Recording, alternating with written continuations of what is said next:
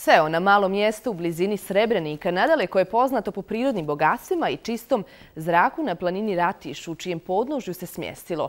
U ovom mjestu se srcem igra i fudbal i osvajaju historijski rezultati. Iz Seone su i fudbalski znalci koji su svojim talentom, upornošću i dobrim igrama i kvalitetom došli ne samo do Premijer lige Bosne i Hercegovine, nego i do daleke Norveške, gdje također postižu zapažene uspjehe. Priču iz Seone o fudbalerima koji osvajaju drugu ligu donosi Dino Durmić.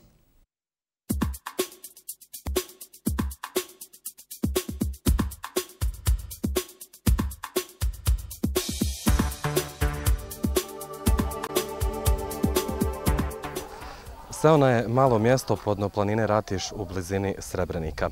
Iz Seone je istoimeni klub koji je 2016. godine osvojio kup Tuzlanskog kantona, a čime je zapravo upisao i istorijski uspjeh. Priču o fudbalskom klubu Seona donosimo u nastavku Federacije Plus.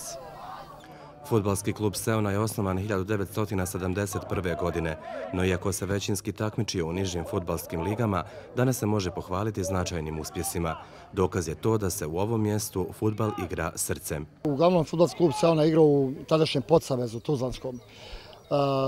Posle rata dolaskom na čelo gospodina Fahrudina Selmovića, vlasnika firme Persel, on je najzaslužniji za veliki uzlet ovog kluba i izgradnju infrastrukture koja prati naše rezultate.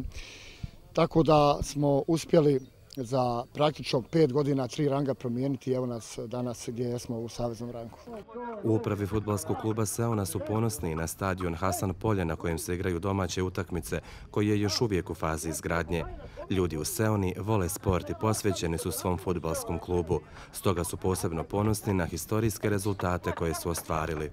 Posebno nas raduje da smo prva ekipa s područja općine Srebrenik kao prvoligaš kantonalni osvojili trofej pobjednika kupa TK. Treba napomenuti da 106 ekipa se takmičilo u kupu, da smo renomiranu mladost iz Malešića dobili na gradskom stadionu u Srebreniku u finalu. Igrao sam sve utakmice kupa i bila je dobra atmosfera, dobra ekipa i ja mislim da smo zasluženo osvojili taj kup. Dosta utakmica smo riješili na penale sa teškim protivnicima koji su igrali drugu ligu. Mi smo igrali prvu kantonu, oni su iz druge federalne. Ne tako davno na stadionu Hasan Polje u Seoni je gostovao i širom bivše Jugoslavije poznati klub Mostarski Velež. Vodili smo 1-0, onda smo izgubili 2-1. Šta ćemo, mogli smo samo da čestitamo. Velež nama je bio, bili smo sretni kako što je došao Velež, jer Velež je jedno ime veliko i svakom je ponos igrati protiv Veleža. Fudbaleri Seone i na tabeli druge lige Federacije Bosne i Hercegovine drže visoku poziciju. Većina njih je u fudbalskim vodama od malih nogu. Od malena nogu sam volio fudbal, samo to radim, treniram i to je to. Seona je ušla prvo u veći rang i osvojili smo kup, igrali smo i s Veležom, dobro je sve. To je to. Nakon osvajanja prve lige, onda ulazak u... Pa u drugu federalnu, sad smo. Napali smo dosta toga.